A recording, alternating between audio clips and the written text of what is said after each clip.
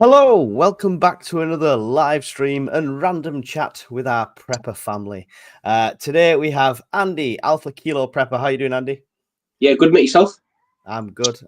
And Brian, Scottish Prepper 73, looking very government and official. Don't worry, he's not government, I promise you. How you doing? Work for a living. All right, mate. How's it going? That's what the NCOs used to say to us. Don't call me sir. I work for a living. That's right, isn't it, Andy? Yes, mate. Very true. I'll pop this across the bottom. If you have questions, this is technically a live Q&A. So if you have questions, make sure you get them in the chat and we'll get to them as we can. Didn't really have any pre-made questions, but we had somebody post about different subjects to cover. I'm going to start questions as they come in. So don't worry. If you think I've not seen it, I will try and come back to it. And we'll start with CJ is on topic. What's actually been confirmed on the farmer protest front so far? So let's have a look, because Brian sent us resources, so we've got Brian to thank for these. I'm going to put us there. Look, we're little across the bottom. And the first one was Business Matters. Now, it's interesting. Actually, well, this one first was said Britain may face national farmers' strike in a week. And it was talking about going on strike and potentially. However, I found this Business Matter one's more matter of fact that it is happening. They're going to hold a national strike from Sunday for a week. During that week is when they do the protest in London, which is November 19th, where over 10,000 farmers are expected to rally against the tax changes introduction by Chancellor Rachel Reeves. And I believe their numbers. I follow a farmer on here, and they've actually had to book their place if they're going. And wow. about a week ago, there was 4,000 signed up. So it's with farmers, it's always going to be last minute whether they can get away or not. So I expect that to be more. The last article before we come back and talk about it was this, the Mail Online. I found this one hilarious because the Mail decides to add militant to the title. I love that. Militant farmers to stage national strike against Rachel Reeves and her inheritance tax raids, with meat and crops set to be withheld from supermarkets. So there you go. It is happening. You heard it here first or second or 23rd, because everyone else has already done a video on it. This is not an exclusive. But Brian, you sent me the articles, so you've obviously did some reading on that. How likely is it that, I mean, we know numbers are going to turn up for the march. How likely are people to do the week-long protest or the strike, as it were? Because I don't know if that's actually sanctioned by the union at this stage. I would say, first and foremost, they should change the article to militant to desperate. But to answer it specific, it'll live or die. Militant armed farmers. That's the one. Look out, they've got a gun. No, mate, it'll live or die depending how well they're organised. In addition to my proper job, I'm a shop steward as well for our place. And organisation will dictate how well it is. If they've got organisation and they rotate their members in, so there's always a presence. They don't need everyone to turn up every day, but if they rotate their numbers in so that they can still work their farms, get revenue and do their job, and still be a nuisance and have a presence, that'll be the way to go. But there'll be a fringe element that potentially will take it on an unsanctioned path. So at the moment, they're only going to ban non-dairy products. So your milk and your eggs and stuff, perishables, are still going to be on the shelf. But you might have fringe elements that decide, well, we don't agree that it's going far enough, and start blocking up roads.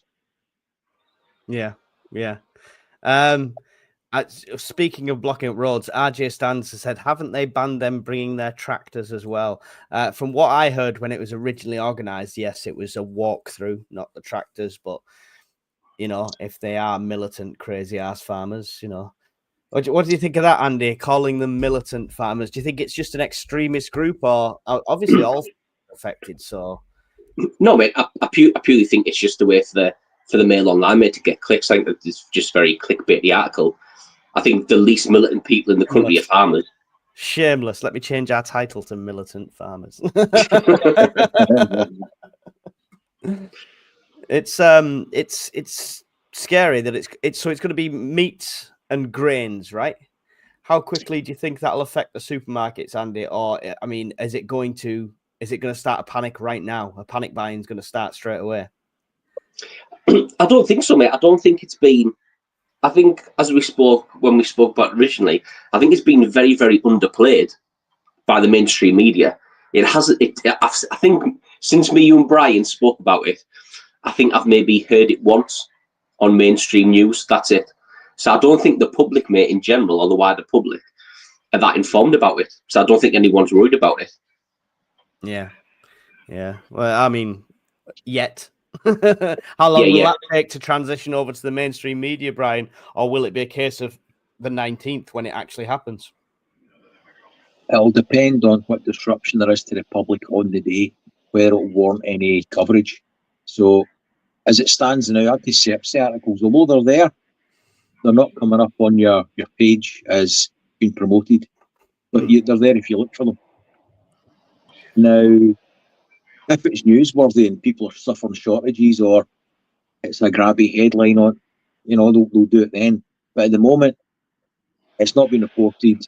It's not been foreseen as a problem, rightly or wrongly.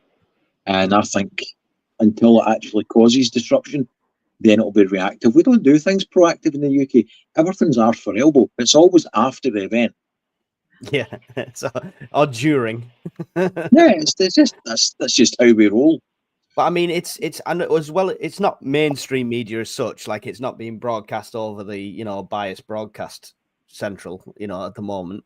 But it's all over YouTube, and it's not just my account. You know how it knows what the kind of things you're looking for.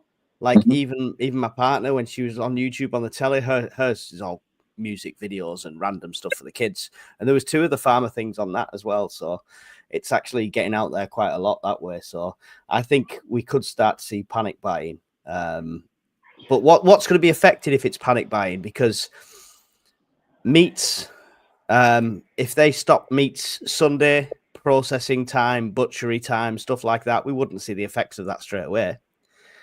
Or anything, we wouldn't see the effects of it straight away, right? A farmer strike's got to be a knock-on effect in a few weeks' time. It'll affect the processing plants first and foremost, and like you alluded to there, that won't happen until it breaks and disrupts the chain. So it'll be like 2 or 3 weeks down the line when the processing break hits the shelves. What will hit things quicker would be the produce market. So milk obviously being a more perishable product, and dairy in general. Yeah. If people's perception, it doesn't matter that they're saying we're not going to do perishables at the moment. If people think it's a likely outcome, then there's a higher likelihood everybody they'll be like the Queen of Sheba. They'll have 6,000 gallons of milk in their bath that they'll never use, and they'll go out to date in 2 days. So again, that's the sort of stupid shit we do in the UK. Don't buy some powdered milk. After the initial first lockdown announcement, I was driving through because I took a secondary job as a key worker helping a hospital transport medicines and stuff. And I was driving through the estate, and a week after the initial lockdown, there was wheelie bins outside ready for the bin man with cartons of 6 pints of milk that are still full, just all stacked up next to it. Like, you're friggin' idiots. Go and buy the UHT milk. It keeps for months. Go and buy powdered milk. I'm sorry you can't see it, but there's stacks of that shit there. Just go and buy that. At least that's you use it. That's a good way to pretend to. I'll just get in my bunker. You can't see it, but it's definitely there. I'll bring it over if you want. No, it's all right. In the comments, I must mention we've got Sigma Prepper in the house. He says, "Hey UK Prepper, I trust you well. I'll be secretly hiding in the background." There's 64 people watching the live. That's a name that you want to bookmark. Go and subscribe to his channel. Excellent channel, high quality, superb, very recommended, and hopefully get him involved with our chats very soon. we're gonna slightly stray off subject because Miss Worm had the first question in and said, calories or nutrition? What's more Calories. important? Yeah, calories. Calories. Yeah.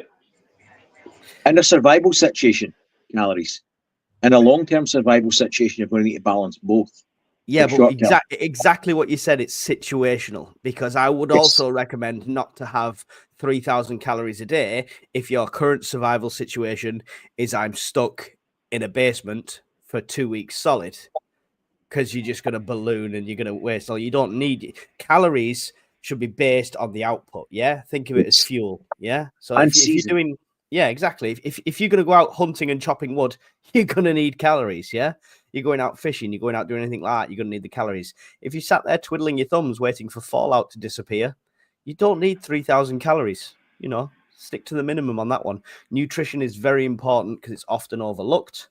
That's the only reason I'd say it's important, but easily supplemented is what I'd say, because you can't always get the most nutritious food in cans. What's your take on that, Andy? I'd like to hear your take, because I know when I joined up in the military, the first thing I saw was we went to Scoff, and it wasn't healthy salads and lovely pastas. I mean, I'm talking quite a few years ago now, but it was pizza and it was burgers and it was chips. And I turned around to the bombardier at the time and said, like, all the recruiters tell you to eat all this healthy stuff, and this is all this. He said, listen, you're going to eat a gallon, but you're going to burn off 2 gallons. It won't make a difference.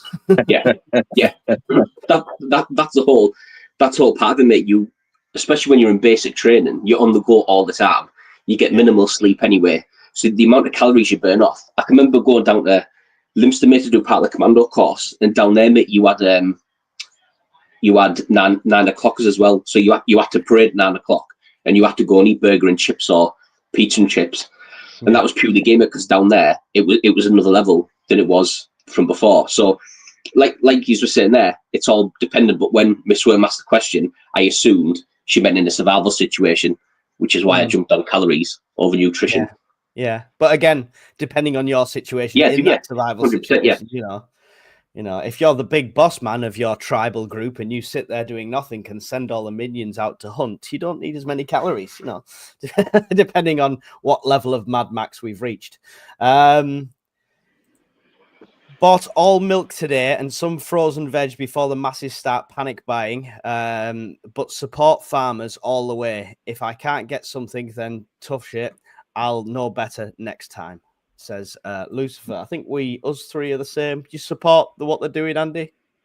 Who, the farmers? Yeah. Yeah, 100%, mate. Yeah. If you don't stand for something, mate, you fall for anything. And at some point, mate, it's going to hit all of us at some point, the way the country's gone. And it's just the farmers, mate, are just the first people to react, because obviously they're going after them. Brian, do you support them even in 2 weeks' time when you can't get any bread? I'll make bread. I've got a bread maker. I don't give a shit, so it's fine. No, I think you've got to look after your staples, whether that's your nibbles or what I would call your staples of normal society: power and food, right? Sanitation and water. And we don't look after any of that in the UK. None of it.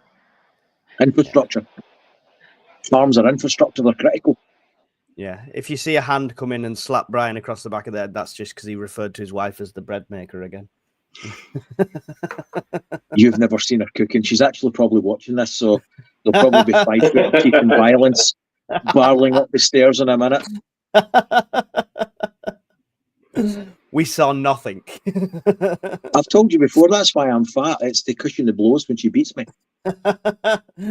I've just watched them on Netflix like that. It's not even funny. Kelly says, why is Brian looking so smart? And she refers, I feel underdressed. This is Brian's normal work attire, unfortunately, and I've not had a chance to change. It's been one of those days. So yeah. Brian's a working man. When I say working man, you know, his desk is... I don't have a desk. Well, I don't work at a desk. I work on site, but I'm a grease monkey with a shirt and tie on for the most part. Yeah. Indy Scott Bryan says, evening all, maybe UK farmers could invite French farmers to join in solidarity, spice things up. French farmers wouldn't take the rules. They'd have tractors everywhere. Why, Andy, why do you think we've tolerated it for so long? Because I'm not being funny. This isn't the first blow to our farmers.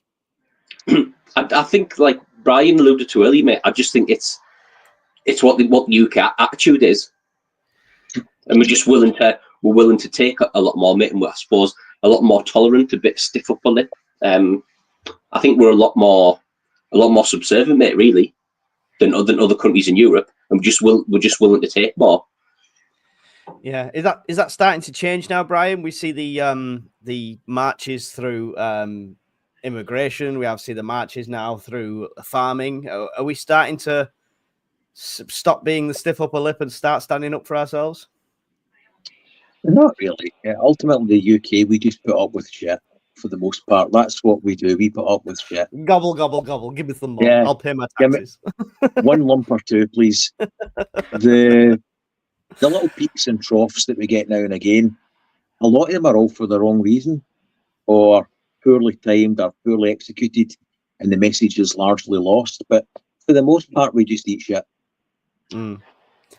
I just realised the hand motions and the face I did when I said gobble, gobble, gobble. And all I can think of is there's going to be a remix version of that somewhere at some point. There is. As soon as we finish. I'm not worried. I've seen your editing skills. How rude. got me right in the old. Although Sigma's in here and he's got some talent, I might have my own flunky pepper page.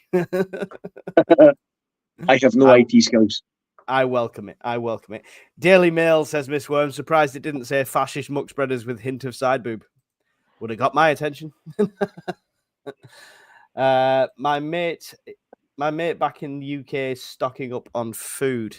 Interesting, Mr. T. Could you tell us if your friend is a prepper in general and they see all this kind of media, or are they just a regular Joe? That would be good to know. Trying to scroll down. Don't forget, guys, if you've got questions for the panel, try and throw the word question in capitals or something at the start, because I'm getting old. My eyesight's not great. I think, Wind, you're on a chat. No, you're not making your shopping list, buddy. He's just rice, sugar, coffee, tobacco. Tesco's on the other tab. The farmers will be demonized in every which way, preemptively. The big corp stores will be influenced by the powers that be to create fake shortage to blame the farmers. There's an interesting theory. There's an interesting theory. I fully agree that they'll be demonized in the media. If it starts to cause shortages, whether the sausages. I don't know what's going on today. Mike's having a stroke. Just carry on, Gash. Influence the powers that be that create fake shortage to blame the farmers. I'm not sure how extreme that'd go if they'd get away with that one, but I definitely think they will demonize them in the media. But definitely an interesting point of view. Right. I'm going to hold it there for the comments, let you guys catch up and stick some questions in. Don't forget, this is not just about farming. This is about anything prepping. This is a Q&A. Ask us anything you want. I was going to say within reason, but you know us. We don't care. Just ask us anything you want. Brian, add one quick thing, Mike. Of course. Bushra's in the chat. She was looking for particularly any female preppers to get their unique perspective. Myself and Andy have both spoken to her, and I've checked out her profile and stuff on LinkedIn. She is legit, and I've spoken to her for an hour and a half, and so has Andy. She's a lovely woman, and there's no ulterior motives. I know we're all very suspicious of getting shafted in the media, as Miss Worm pointed out, and rightly so, but she is legit on the up and up. Yeah. All right. Yeah. So there's her there. Well, I don't think. Have you got any contact details for her, or in any way somebody can contact them via your channel, maybe? Or if they want, yeah, ping me your email addresses and I'll forward them on to Bushra. I've got her contact details anyway, unless she wants to post them in the chat. I don't think she can. I don't think it'll let her. If you want to ping them to me or yourself, for me, I'll be real. Cool. Thanks, mate. Okay. No worries at all. Always happy to get the word out there, as it were. What somebody did put on the community post about what we'll talk about today, before we get some more questions coming in, was about winter preps.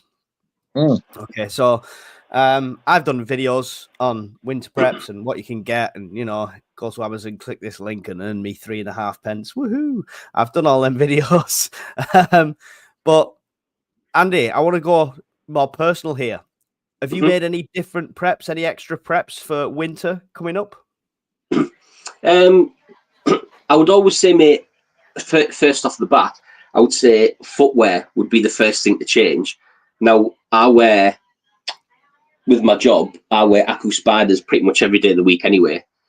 So footwear's covered, mate, but I would suggest that, especially in the weather, as the weather gets worse, footwear would be the first thing that I would change on your route to work or whatever.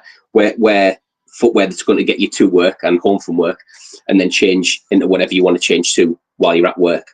And then obviously clothing, mate, for me changes as we get into this. I'm fortunate, mate, that I've got my own office. So at my office, I've got quite a lot of stuff that would probably cover however the weather would change. I've got softy down jackets. I've got Gore-Tex jackets. I've got a lot of stuff that you would need in case of any eventuality. Do you prep anything extra in the house, just like for household, for general living, for the winter period, like alternative heats and things like that? I do make sure my power banks are charged up, unlike certain people who will remain nameless. But other than that, mate, I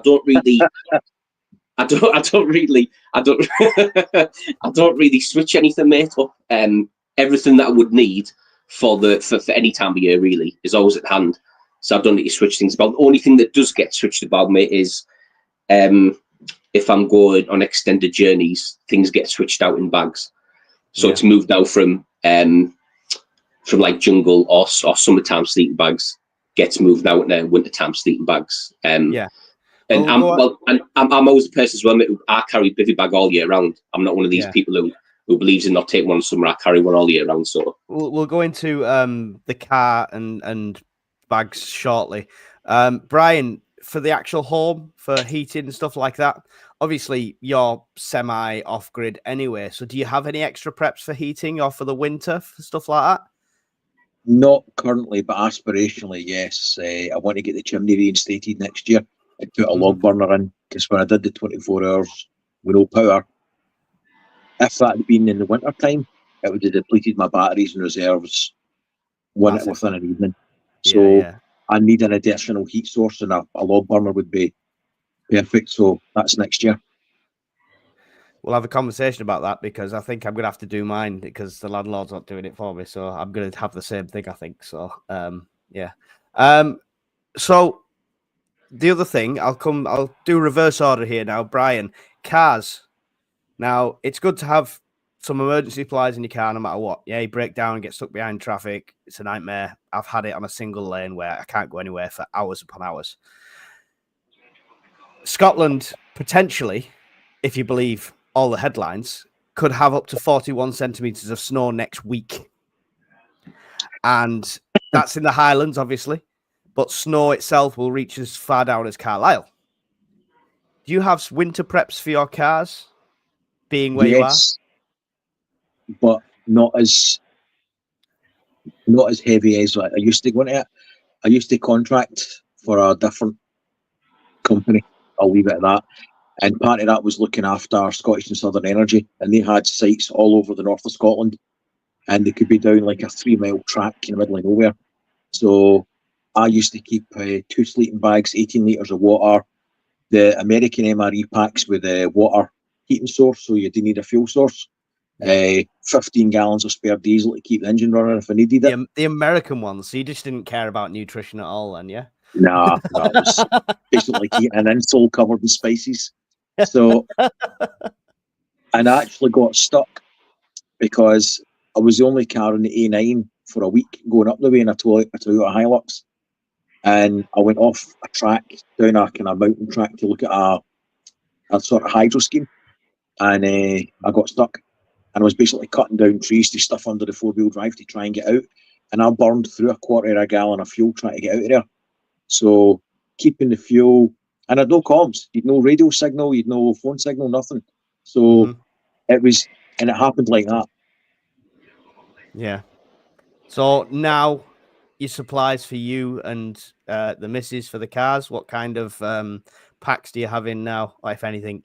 Or will you change that going into winter? I'll change it going into winter and just add in an extra sleeping bag. So what I've got, I'll keep, because I've over-egged the amount of rack packs I need anyway. And everything else I keep in the car will stay the same. But I'll add a 4-season British sleep bag. So that's the only change I'll make. Right. Andy, vehicle preps for winter? What's your plan? What do you have in place? Anything? Pretty much the same as Brian, mate, except I've got a mixture, mate, but I've got the British Army rations, but I've also got a mix of dehydrated food in there, freeze-dried food. And I've got my Jip Oil, mate, in there. And I've had my Jip Oil, mate, since it must be a decade old now. And I feel like that thing's indestructible, man, just never quits on me. So I've got that in there. I've got, like Brian, I've got 2 sleeping bags. I've got 2 bivvy bags. I've got a shelter sheet. I've got things to pump up the tyres. Because that's the only thing, mate, I hate with one-day cars now, is you don't get a spare tyre anymore, which I hate. Absolutely snaps me in half that they got rid of it.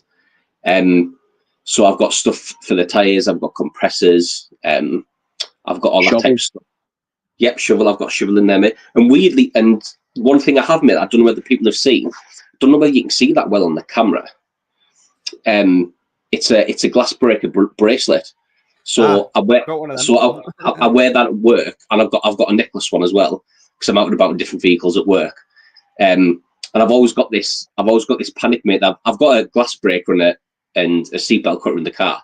Yeah. But I've always got a panic, mate, that if you have a bad crash, you end up flipping and that thing goes flying, and you've got no way to, trying to find that in the crash. So I think they're quite handy to have, mate. So that's one little thing. Yeah. And they're just like a little bolt of tungsten, right? On an elasticated band. Because I've got one the same. And you hold it, for anyone that gets one or wants one, you hold it flat against the glass, like so your fingers are touching it, and then you pull that back, and it's just to let go into that, and it's the impact like there that will break any glass. I mean, I'm not testing it on a windshield because I'm not rich enough to do that at the moment, but let's hope it works. I'm very similar. I've got quite a bit because my commute is over the Pennines, and some of them roads are practically a single track. If I get stuck behind anything, I've always got food. I've got quick, easy food for if I'm just stuck for 8 hours, like protein bars, things like that. And I've got the means to cook a meal overnight. And I've got the get home bag in. So I think I'd only ever sit there waiting for a day, 24 hours at the most, and then it'd be get home bag and either get to the workplace if it's closer or to home. So yeah. And for the glass breaker as well, I've got the tactical pen. Don't know if you've seen them. So I never have a pen in my car, so I got this tactical pen. I thought, it's a windbreaker, and I've used it as a pen more than anything, but it's actually great to have. So, I think it's something that you're not supposed to have now. It's probably something else they've decided to ban. I think they're banned, actually. If I'm being honest. I don't have one of them. I used to, but clearly I handed it in an Amazon or whatever it was, and yeah. Let's moving swiftly on. Another chat demonetized from UK Urban Prepper. I'm trying to get through this chat. You lot are talking amongst yourselves. Mark says, Brian, how did you get getting caught today, Brian? No comment, Your Honour. It's pleading the fifth.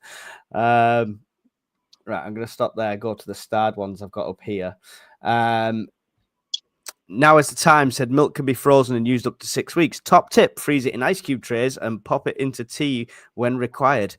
That'd cool your tea down very quickly though, right? It's a good idea though. It's a good idea. I might try it and see how much it because I can make a hot cup of tea, start working, and it'll be ice cold in 2 minutes. I can't see that would help my situation. I can live without milk. It's fine. having another 3-month-old on having a 3-month-old on prescription milk is the worst. Trying to prep that at the minute. Yes, It's expensive, huh? Yeah, I assume it's the anti-reflux or it's the dairy-free if it's on prescription or something like that. But yeah, it's not cheap. And when they give you milk tokens or prescriptions, they only ever give you just enough, right? Like antibiotics. Here's just enough. Nothing you can stockpile. This is the first push to get us eating fake meat.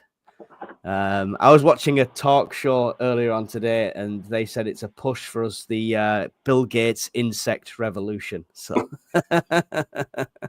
we'll be eating protein blocks made of ground up insects in no time. Question: what products will vanish off the shelves first?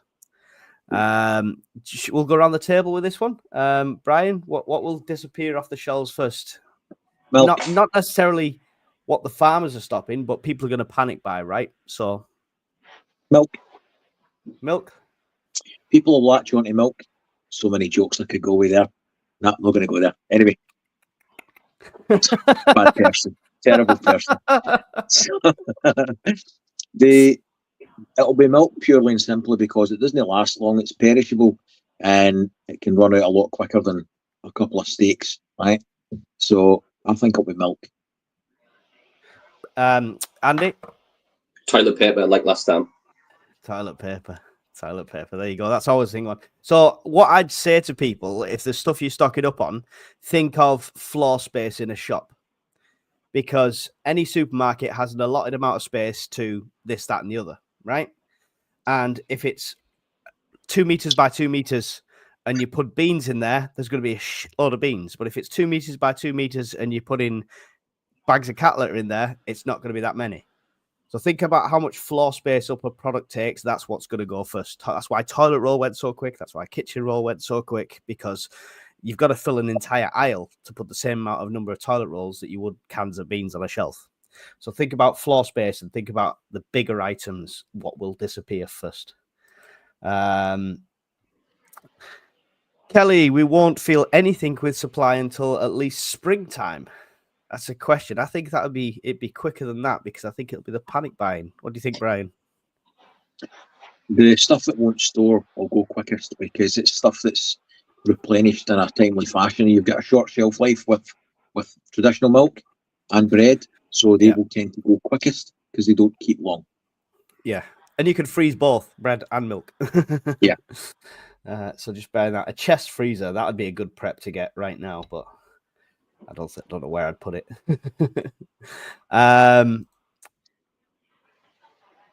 Daily Survival says, good evening, UK Urban Prepper. Sigma Prepper sent me. Much appreciated. As Lady J says, essential winter prep for me is antiviral hand sanitizer as a backup for normal hand washing. There you go. The antiviral thing. I mean, do you guys do flu jabs? What are you giggling about? No. Somebody put in the group chat cans of Pepsi. It's winter. It's warm cans of Pepsi. Just trying to scroll through here. It's a good point from Indy Scott. Brian, winter tires. Do you guys do that? No, should do, but I don't. No, I don't know. I've got the kind of all weathers. It's weird, isn't it? Because we don't really think of the extremes of weather. If you go to any other country and they get 6 inches of snow, it doesn't stop. You got chains on your tires in Canada and stuff like that. But we're too worried about damaging our roads with the chains on the tires and stuff. We just don't seem. We already know this, but the country just never seems prepared when it hits, Brian, do they? No, and to be honest, if I brought home 6 inches, the wife would wonder where I got the other 4 from, to be fair. So you bring out the worst in me. It's not my fault. I've never said a word. We're talking about snowfall. So I mean, no, I think as part of your preps, rather than putting winter tyres on, which is a great idea, if you know it's going to be adverse weather, there's a danger of being stuck in the car, your first prep should be staying home. Understand we've all got jobs, but it ain't worth dying for. Yeah. Andy, so the I'll totally lost you. You've thrown me with your whole lube. Just one minute on the winter tyre thing there, like Brian said. We don't do winter tyres in my house. The worst thing about when it snows is it drivers, mate, who aren't confident in the snow. If you're not confident in the snow, just stay home. Like Brian said, the worst thing, mate, about driving in the snow is people who aren't confident. Mm-hmm. And then they drive wrong. That's what causes accidents. Yeah. Drop your tire pressure. Yeah. Yes, the tire pressure. It's good to and do the research on that, by the way, because we all know I've got a lovely car, right? A lovely modern car. We'll go no further than that. But that constantly is telling me, shouting at me for the tire pressure, because if you drop it a bit for the cold weather like you should, it doesn't agree with you. So just make sure you do your own research. Don't always trust the new mechanics. But you're married, you're used to a screaming noise sitting in the passenger seat that you ignore. I got 5 kids. I'm used to screaming noise in the passenger seat. It's nothing to do with being married.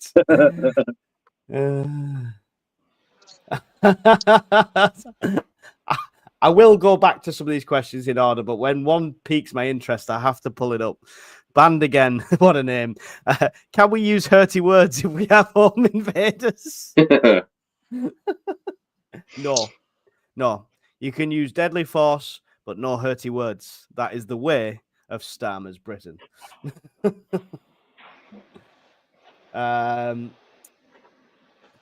That's dangerous talk, says Miss Worm. Right, so same sort of question, guys. For bug out bags and get home bags, what considerations should people make for winter, Andy? Now, they've also got to think about, it's all right swapping light sleeping bags out for heavy ones and shelters out for full-on tents, but they've got to carry these things, right, still? So what considerations should people make for bug out and get home in winter? For bug out and get home, mate, in winter, I think you have to, there's for me, mate, there's three trade-offs.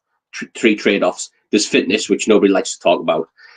Then there's 20 people will drop out alive if you say the F word. Then there's the weight you can carry, you can physically carry, and then there's the distance you have to travel, which all goes into those things. Now, if you only live 1.5 miles from your house, do you need a sleeping bag? Probably not. If that was me, mate, and I lived 1.5 miles away from my house, I'd probably take a bivy bag just because I love them, and it's something to hunk down, and it will take a certain amount of the element off you. So it's those three things, mate. You have to justify it yourself, how far you need to go, how much weight you can carry, and how fit you are. Yeah, that ultimately, mate, would for me justify what was going to go in my get home bag or my bug out bag.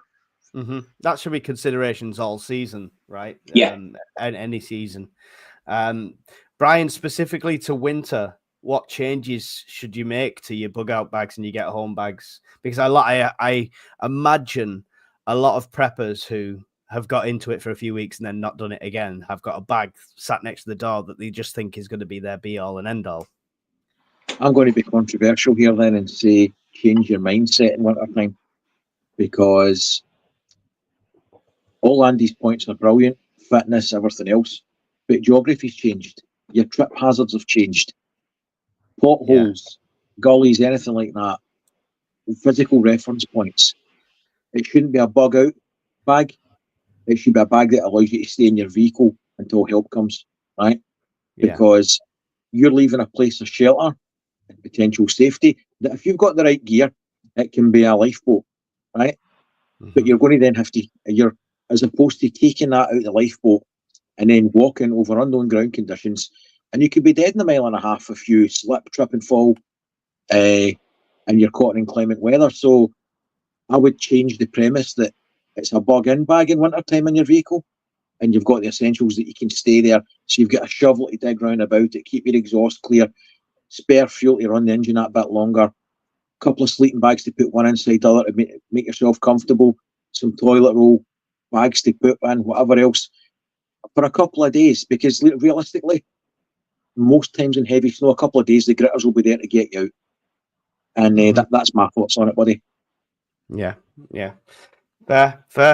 I think myself, it's something I'm going to look at in the next week or two, as we're starting to see snow threats come in, and I'm probably going to redo my get home bag from work, because as much as I am 100% bug in is my plan, I've still got that get home issue, so I'll probably do some winter considerations of that. So that's going to be a video to do. Sigma Prepper says, I have a fleece blanket that plugs into the car cigarette lighter socket. It's warm even before you plug it in. There you go. So that's I think, although we often look at these prepper gadgets as roll your eyes, I think in a car situation and stuff like that, some of them can be really handy, the little cup warmers and things like that.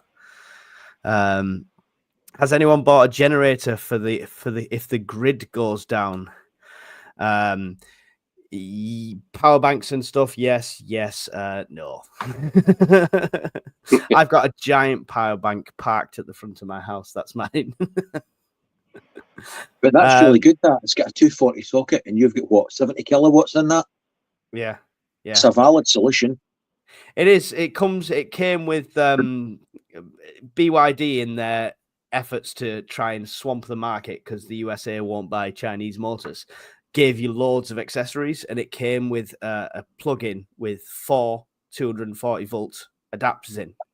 So I can plug kettle, I can have my washing machine out on my curb and do a quick if it came to it. I've just ordered a new car yesterday through the work, and part of the considerations was that, and it's got a 77 kilowatt battery in it with 240 volt auxiliary on it. And I thought, because I remember talking to you about it, I think it's a brilliant idea. But hybrid's a better option if you can. The company car tax isn't as beneficial as it used to be. They're changing it now. I know that. My company has jumped onto this net zero thing, and that's why I'm forced into my decision. Right, and while Andy decides to throw me under the bus talking about power banks not charging, we'll just go into that the other day. What we're referring to, because we end up having just our own little conversation on here. Everyone knows what we're talking about. So the other day, I had a power cut. Unscheduled power cut during my working day, and at the time my phone battery was down to 9%, and I was like, oh god. So I was trying to see the status of it and stuff like that. I knew it wasn't an EMP because my phone was working. I didn't run and fill the bath or anything like that. It wasn't quite panic stations at that stage, but I like to check and to see if they've got an engineer on the way and stuff like that.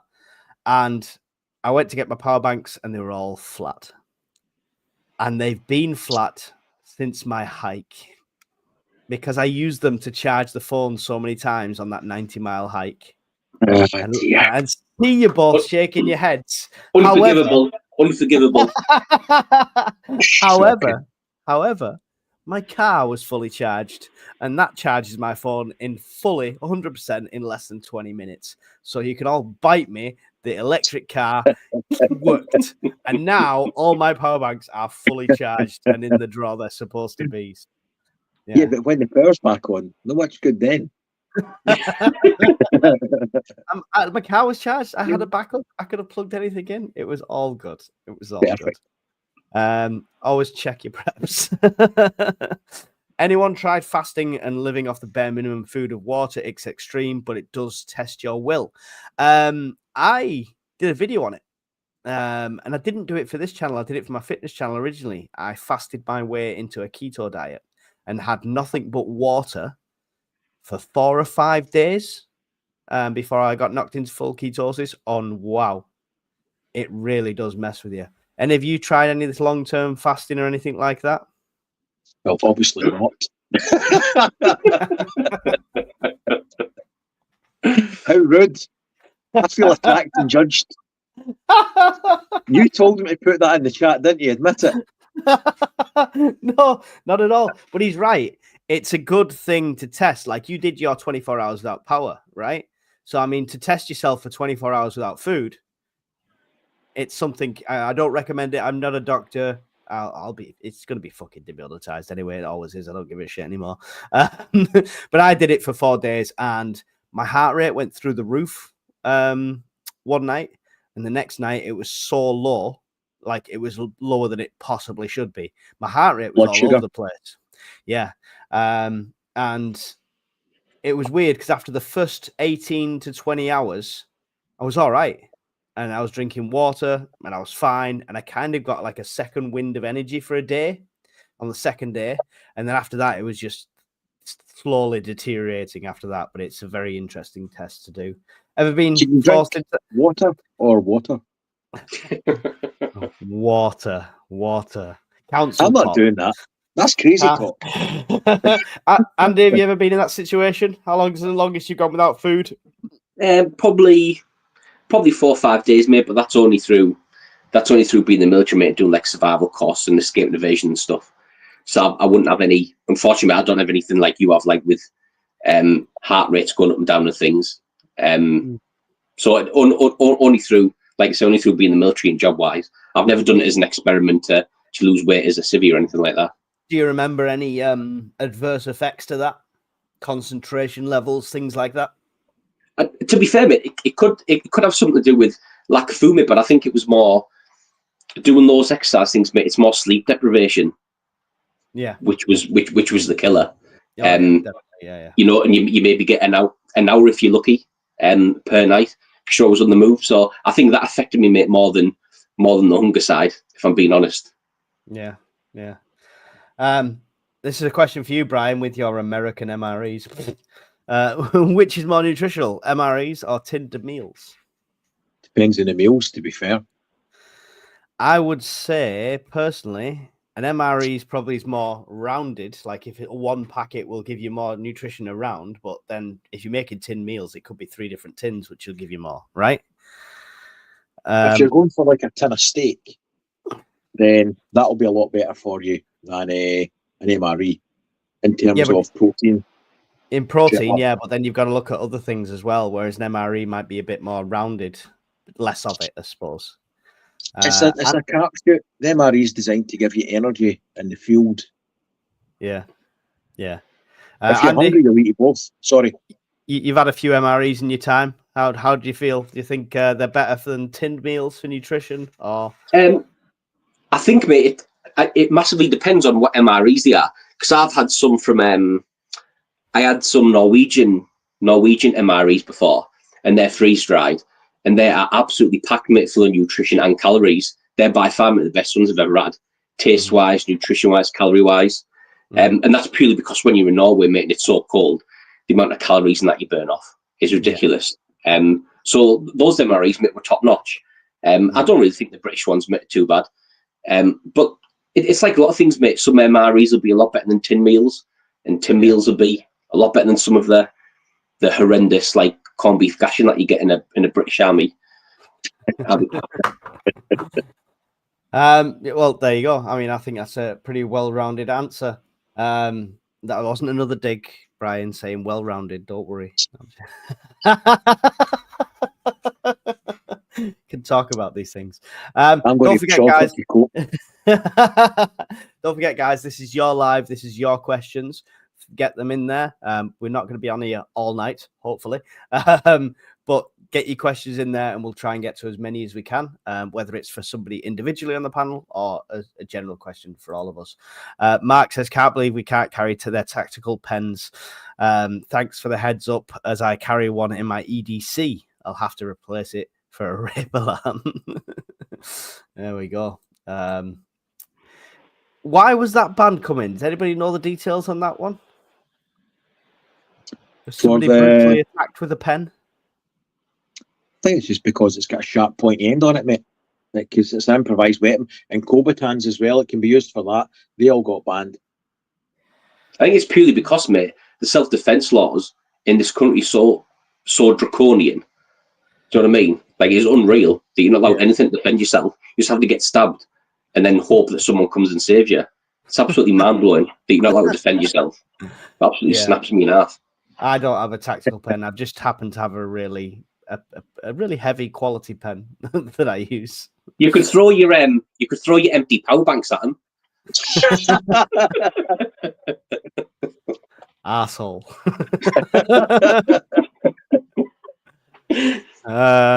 Anyway, now Trump has spoken. How much do you think things are likely to change? Andy, you first. What was the question, mate? Sorry. And how, now that Trump has spoken, basically now that Trump's in power, how much do you think things are likely to change? Things being the world, the planet, the situation, everything. Difficult question, mate. I don't see it unfortunately, I don't see it changing that much for us, really. Yeah. I don't think anything he does is going to rub off over here, unfortunately. In terms of Ukraine and that, mate, I think we will follow his lead. I don't think we'll be bold and I don't think we'll do anything outrageous, mate, on that front. I think he'll tell us what's going to happen, and I think we'll follow. Yeah. I think, in my opinion, mate, I think he'll be a lot more stable. I think he'll sort the conflicts that have been going out. I think he'll sort them out one way or another, and I think he'll be a lot more stable. Yeah, one way or another. That's the one way or another, mate. Yeah. Brian, same question. It's the other part that bothers me out of all of this. Have you seen his appointments? Yeah. His deputy has said, "What's Ukraine? Where's Ukraine?" His son said the allowance is getting cut. The girl that was in the military he's just appointed as well, they're all very anti-NATO and anti-Ukraine. Yeah. So from a selfish point of view, if they will not help with the load, then Europe will need to pick up the load, which arguably they should be taking their fair share of the load anyway. And they're probably not. Well, there's no problem about it, they're not. So I don't think we're in a position to carry the load if the Americans decide to say, well, stand on your own 2 feet. I don't think we'll be able to do it. Yeah. Yeah. Well, interesting. Well, time will tell. He's not even in power yet. I got a funny little anecdote on that. My son, my 19-year-old dense son, hi Justin, if you're watching, sent me a message saying basically that Trump had been in, as soon as Trump got elected, he banned abortions across the entire country, and 300 women have already killed themselves. And I was like, he's not in power right till the 20th of January. So what leftist media have you got this from? And I literally had to have a whole breakdown of conversation with him not to trust this crap. It's unreal. He's not in yet. He's not in. He can't change any laws yet. Sigma Prepper, in my honest opinion, I think all humans should just hibernate throughout the winter. Let everyone just homesteading for 3 months, no work, no trade, just chilling with your wolf pack. It'd be nice. That's a good idea. Yeah, I'll vote for that. I like the sound of it. I'd probably get fired though. Yeah, well, if it was a national incentive, they want to turn us all into 4-day working weeks, don't they? So, a quote today is about £30, but post-inflation will be £300. Yet your wage will be the same. Welcome to Labour. We don't get political, so. I have 64 comments to catch up on. I apologize. I'm going to scan down quickly. I'm looking for capitals and questions. Here's one for you guys while I scan through. What would you put in a cache or cache or cache or however you decide to pronounce it? I say cache. What would you put in a cache, Brian? I've done that one actually. Everything that would need to get me to the next one, right? Because you're obviously going somewhere. A cache is only a place to get you to your next place of safety on the way to your bug out location. So I tend to keep more first aid kits, MREs, some other things that I won't go into, and water. In fact, one of them's got another life straw. So food, water, some medical supplies, just enough to get you to the next RV, wherever your next cache is. Yeah. Andy, your thoughts on that? What would you put in a cache, or have you done that? Or same it pretty much, and I'd throw a tarp in as well. But like where Brian's saying it would, for him, it would be a cache because you're going on to your bug out location. If that was me, because I would assume everyone knows I'm bug in.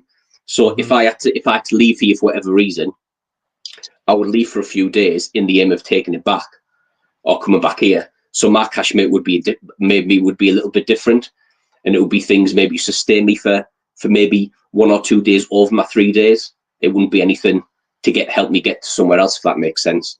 It would be stuff to help me take back my house or come back here. What if your bug-in location was compromised? Would that cash pack give you enough to carry on? I think it would. Well, it would give me a bit of a fudge factor, mate, to find somewhere else to move into. In another building, move into, find something that was abandoned, move in there, secure that type thing. That would be more my mindset. I wouldn't be living in the woods indefinitely. Mm-hmm. Yeah. Cool. Here's an interesting one that's just popped up. I have starred some ones before, so don't worry if you think I've missed yours. I will be going back to them. If the WHO locks us down again, do you think the majority will comply? After the last big C, and we all were stood clapping like seals on a Thursday night, and suddenly you realise Parliament's throwing a party, how compliant do you think the nation will be, Brian? Or, like you said before, are we just, yes, we'll do whatever? They would have to be forced to do it. And I mean forced. After the last time and all the hypocrisy that came out, all the health problems and complications people have got, how they over-egged the case and that all came out. Yeah. But they'd need to physically pin me down and make me take a jag after the last time. So I don't see it being viable. They would have to deploy troops to keep people locked in. Yeah. Yeah. Do you feel the same there, Andy, on that one? Do you think people would comply? No, 100%, mate, they wouldn't. Not a chance. I think they had one chance, mate, to get it right, and they fucked it up massively. The instant, mate, that they're trying to do that again, and they said to you, you're not allowed to go and see your gran, or you can't go and give your mum and your dad supplies, or whoever it would be. Mm-hmm. The instant that anyone said that, they'd be like, well, I can guarantee you now, the people in government are doing it. So if they're doing it, I'm doing it this time. Like Brian said, mate, it would take some amount of physical force. And even then, mate, now I think people are that fed up. I can't see it happening anymore. I think they had one chance, mate, and they screwed it up. I don't think people would go for it anymore. I tend to agree on a personal level because I had a relative die during COVID and we couldn't have a funeral, and lost 2 friends through it as well. So I'd probably be on that thinking of like, sod you guys, you just had a party last time. But generally en masse, people tend to just agree and obey the rules. And obviously, 2-tier, Shawnee will throw the boot in and chuck you in prison for hurty words. So, Brian, do you honestly think people wouldn't do it? Because he scared a lot of people with his police tactics. There would have to be a demonstrable reason and a non-bullshit reason that you could. It's going to boil down to the fear factor, right? You must stay in your home. Okay, why? Am I going to catch plague if I walk out the door, or are you going to fucking shoot me, right? There's got to be a fear element, or people will not conform.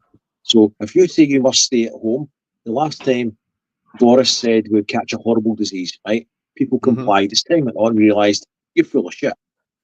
So if the WHO want us to stay at home, then they'll have to have an element of fear to drive people to do that. If there's no fear factor, folk ain't going to do it. Yeah. That fear is easy to generate though, Andy, right? I think it was, mate. I think it was. I don't think it is anymore. I think they would. People would second guess a lot now. Oh, I really do think, mate, they would this time. I think it would. I just don't think people would fall for it, mate, anymore. I'm quite optimistic, mate, in that sense. I really don't think, mate, people would comply and people would buy into it like they did last time. Yeah. I'd like to thank Bob Hunter for his £2 super sticker. Much appreciated, Bob. These 2 idiots keep getting me demonetized, so it's really helpful any donations I get. Because it's just done it again.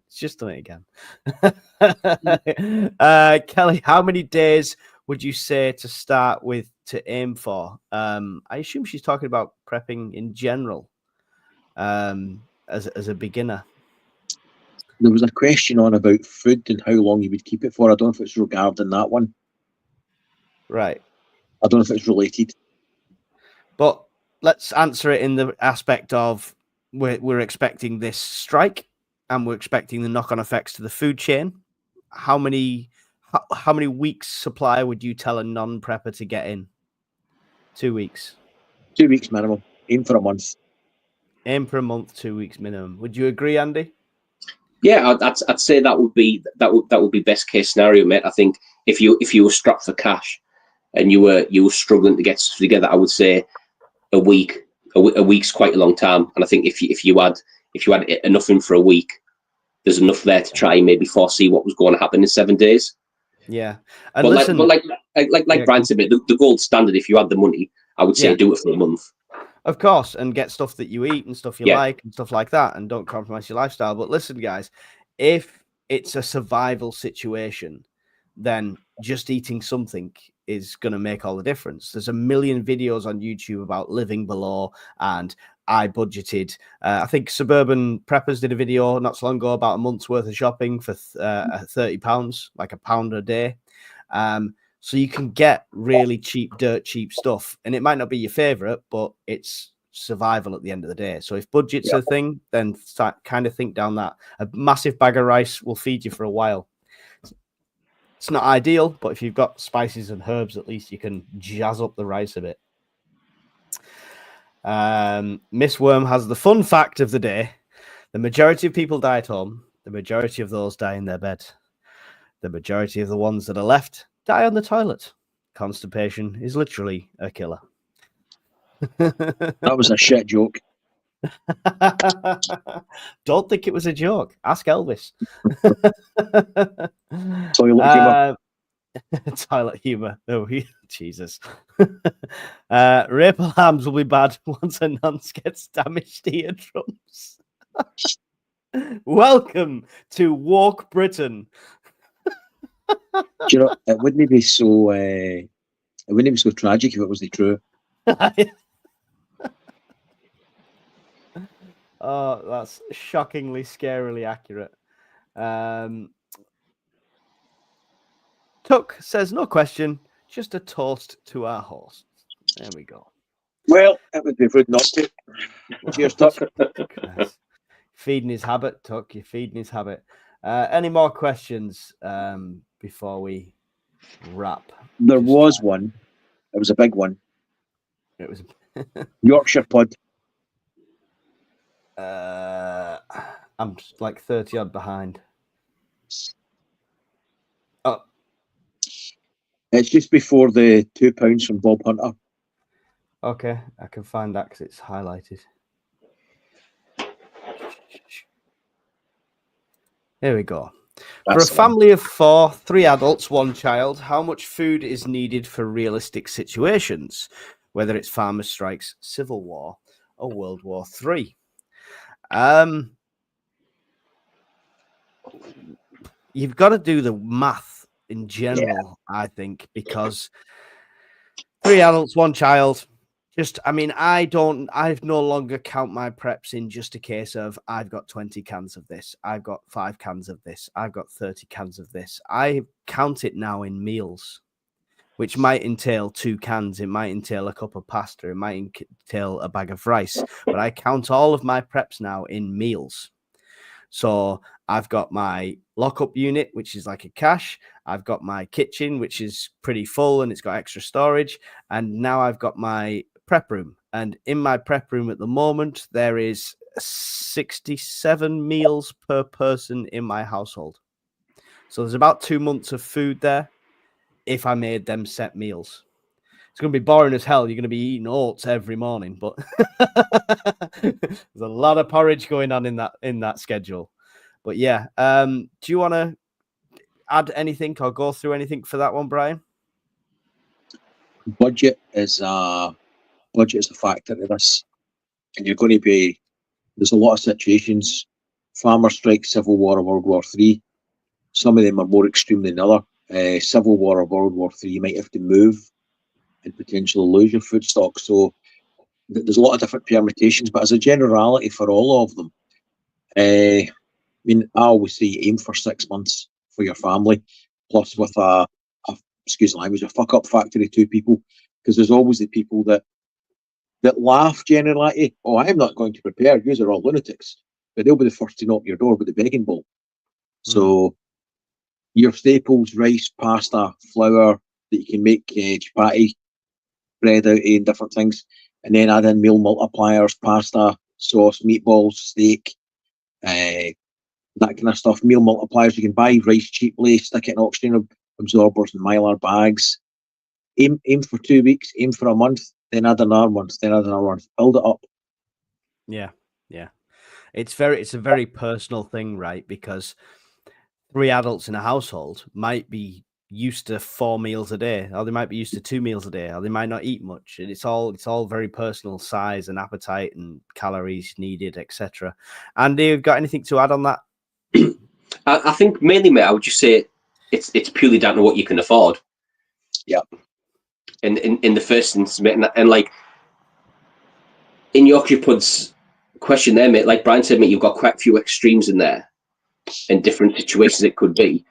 I've always said, mate, if certain of those situations do arise, people think as well, mate, you need all your preps is purely for three meals a day that we live now. If things are that bad, mate, your preps can stretch longer if you drop down to 2 meals a day. You've got an extra fudge factor in. Your mindset, mate, needs to shift if certain elements of those issues come into effect. It's all good and well saying I've got a year's worth supply for three meals a day. Mm-hmm. If you drop that down, mate, to 2 meals a day, you've instantly got an extra 6 months maybe that you can stretch it out. Yeah. I tell you a question that's nobody's answered it, but I'm going to ask it. What's your deciding factor on that, Andy? What changes you from I'm comfortable, I have plenty of food, we're going to have 3 meals a day? What makes you then start to ration? What is it the situation going on around? Is it as your supplies get to a certain level? I'm quite extreme in my viewpoint, and I would start doing that from day one. I appreciate that that's an extreme view, and that I appreciate that a lot of people don't agree with me, and that's fine. Mm-hmm. If it was civil war, mate, or it was something as extreme as that, I would do it from day one. My mindset would shift from day one, mate, and I would do from day zero. But me personally, having the bare minimum of what you need. Yeah, I would do, mate. Yeah, to make those preps last as long as I can. I would rather the civil war be over and me have 3 months of preps left, rather than wax through them all. And for 3 months, I'm trying to scavenge, beg, borrow, steal. So I appreciate that's an extreme view, mate, and a lot of people wouldn't share that view, but that's what I would do. Yeah. Brian, is there factors that would make you have half a Frey Bentos instead of a full one? Never. No, I mean, you've got to look about you at the ground truth and what's happening outside. So if you know it's a farmer's strike, then you know the realistic chances that going on for any length of time. It's not going to be that long, realistically. A couple of weeks, maybe, inconvenience. Call it a month, just in an extreme scenario. So I wouldn't change anything or how I would use my preps for that amount of time.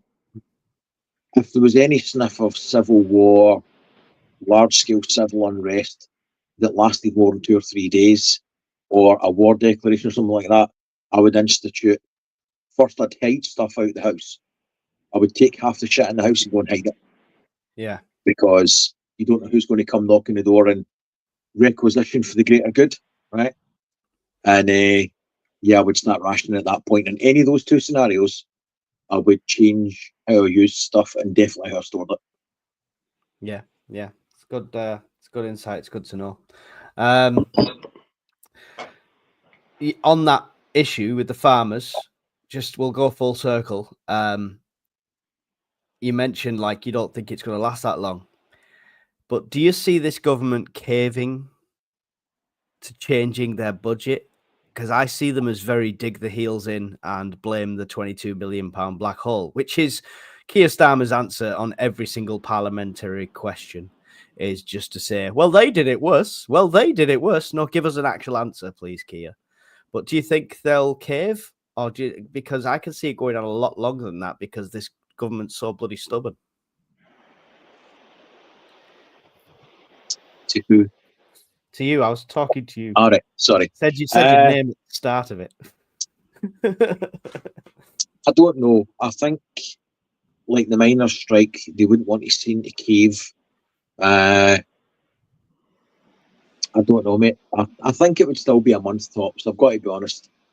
There would be an element of face saving, and there would be some sort of. And don't forget, you're saying they don't want to cave. They've given the nurses and all the rest of it, which they deserve the money, but they've given them huge inflation-busting wage rises that they were well overdue. So they caved to those strikes as soon as they came into power. So yeah, but I don't think that's going to make no difference when the price of food goes up by £2 a frigging pop. Yeah, but that's just what they're doing. So they've assaulted the private sector wholesale with taxation and things at the moment, but the public sector have been given money that's long overdue. So I don't think that, and they caved straight away as soon as they came in. So I don't think, although they've been hardline with protesters, I'm not convinced to be hardline for that long when the track record has been such that they just caved to large scale trade union. Yeah. Because Labour always cave. Yeah. Andy, do you think they'll give in to the demands of the farmers, or do you think they'll dig their heels in with that one? I think they'll double down, mate. I don't think there's any situation in the world where she's going to go back on that budget. I think that is set in stone now. So could that drag the strikes out a lot longer, even if it's not consistent? Like it's 2 weeks here, then another week later. Do you think it could do, mate? It could do. It could also cause, but it could also have the other effect of the farmers getting sick of it and thinking, "What are we actually doing this for?" Because we're not going to get any. Do you know what I mean? I think they would have to have. But is that the goal? It is, mate. But you have to have the conviction of like the train drivers had. You have to, if they're going to this, mate, on the 9th of November, they just do it for one day. It's pointless. Yeah, but you have to have. Is the goal of the government for all these farms to just be empty lots? Yeah, rewilding, net zero, solar panels. Maybe. Like I said, mate, I think there's an ulterior motive to them taxing the farms, and it isn't just for tax. Yeah. Sigma Prepper says, don't forget the rule of 3. 3 minutes without air, 3 hours without shelter, 3 days without water, 3 weeks without food, 3 months without love. Prepare accordingly.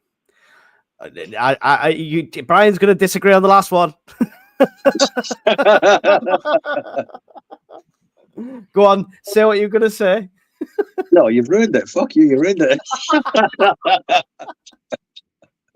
I've been married and divorced. 3 months without love. Dawdle in the park. Birthdays and Christmas, mate. That's how it is. I think he's talking mental love, not physical love. No, he's really not. Mohammed Saeed, can you suggest a power station to go with my Jenny? I'll leave that to you guys. Depends on his needs. But a mid-range power station, Delta 2. So EcoFlow Delta 2. It's 1 kilowatt battery. It'll run microwaves and everything in between, air fryers, all that sort of good stuff. And it's reasonably priced for what it does. Just make sure your generator's a pure sine wave one, or you'll cook the power bank. Yeah. And think of generators in what situation you're going to use it as well. I literally rewatched Blackout, the Channel 4 one, the other day, which is where he's got a Jenny running in his back garden. His neighbour's like, oh, what's he got? And at some point he gets mugged for it, basically. So careful how noisy they are. Anything to add to that one, Andy? No, mate. Brian's the person I get all my electricity and power bank info off anyway, so I agree with him. So when it goes wrong for both of you, so when it goes wrong for both of you in SHTF and you're ringing Mike going, can we have some of your candles and your... I won't be able to. I won't be able to ring you because your phone will be dead because you won't have your power bank charged up. There's only been one person with flat power banks. I'll have my World War One wired wind-up phones working by then. It's fine. Just send one of my kids out as a runner. They'll run a cable to you, wind it up, crank it up, and we've got a phone going. It's all good. Trying to get to the bottom now. Quickly, guys. I'm looking for question marks and capitals, but we'll be ending very shortly. I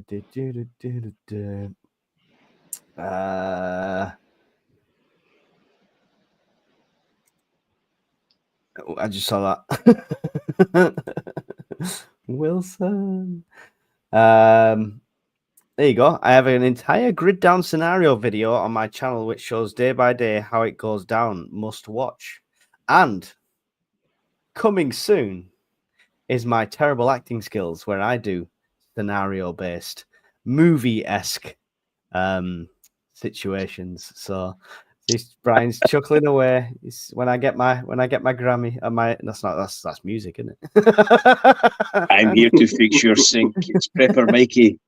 It was some dodgy porn movie. That's what it is. I know your game. Oh no! Give him an inch, he'll take a rat pack. Oh no! The lights have gone out, but I've got some Barry White. What's your first? What's the first one going to be on, Mike? Blackout. Fairbanks. Oh, I was going to say that's going to be quick. Blackout. You got nothing to recharge. It's going to be a black screen for 45 minutes.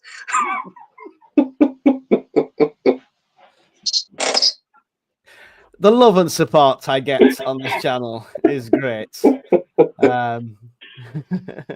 Oh, thank you, Emma. $4.99 donation. I just want to say, as a relatively new prepper, this type of talk gave me anxiety. Not anymore. Having a laugh and learning. Thank you. Yes, Emma, that's what we're all about. Because I mean, I've actually had some stick off people for us joking for serious situations, but you know. You don't laugh, you're going to cry, right? So you've got to see the lighter side of it, and you've got to enjoy life while we're still in peace times. Miss Worms posted Sigma Preppers video, so go and check that out after we've finished. Right, that's about our time. So, Brian, tell us about Scottish Prepper 73 and what videos you've got coming up next. I tend to go for bug and in scenarios 9 times out of 10, and tend to go for technology-based preps for longer term. So that's my kind of thing. Next video, I don't know, mate. This weekend, I'm going shooting. So yeah, chances are probably nothing. Nothing. Although, get some shooting videos. Well, kinda, because we've Kenny, who kindly did the last video with me, has got some new NATO issue Kevlar and ballistic inserts. So hopefully at some point before Christmas, we're going to go and blow holes through them again for another video. Nice to see the comparison for the cheap ones as well that you did. That'd be good. That'd be cool.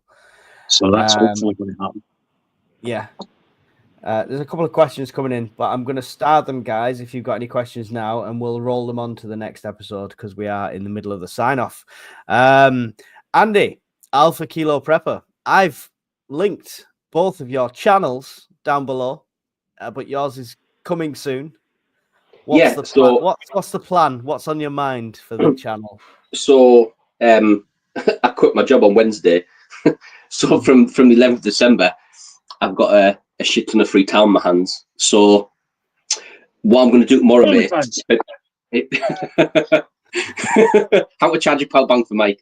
What I'm going to do is I'm going to throw a community post up over on my page with a few options and see what video people would like first, whether it would be some custom kit I've got, how to pack a bug out bag, what I use, what my EDC is.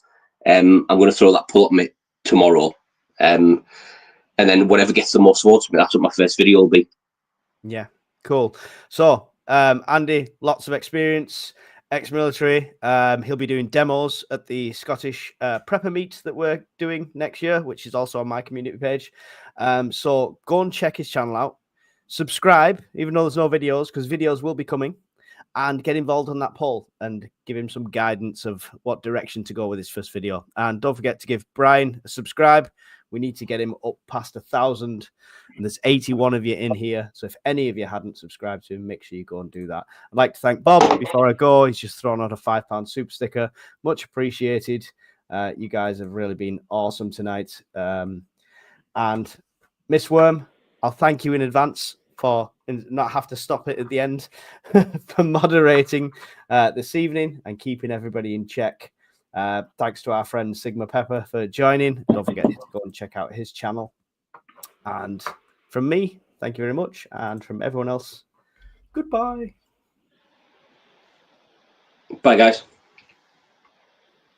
I can't believe Trump's actually going to win this fucking thing. Oh, Jesus Christ. I'm so pissed off. Fuck. Fuck. Fuck. God damn it.